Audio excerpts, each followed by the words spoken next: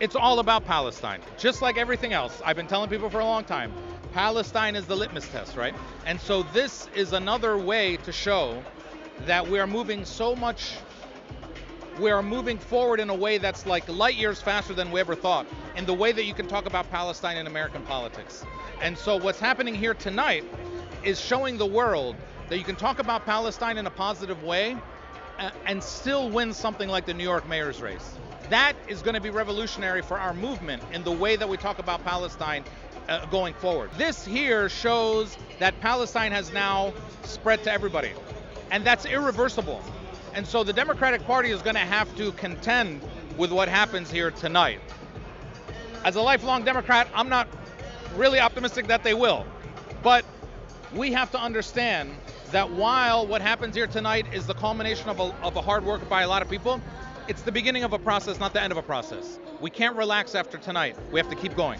This is so interesting. I feel the US could have banked on how Mamdani has made this election so global that they could have helped their tourism with that, but instead it's showcase. The thing is, these politicians need to understand that we're watching. We're watching this country that has been preaching democracy and free speech for so long go after a guy just because he's not going on a script that is designed by a donor or that is pushed forward by this puppet master, someone who really just cares about Americans.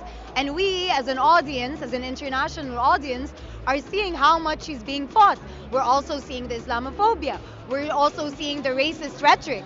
So I feel these thought leaders who are actually speaking this way need to realize that we, as an international audience, are watching that and are taking note of this is what America is today. I think he's actually garnered a lot of support because he's America first.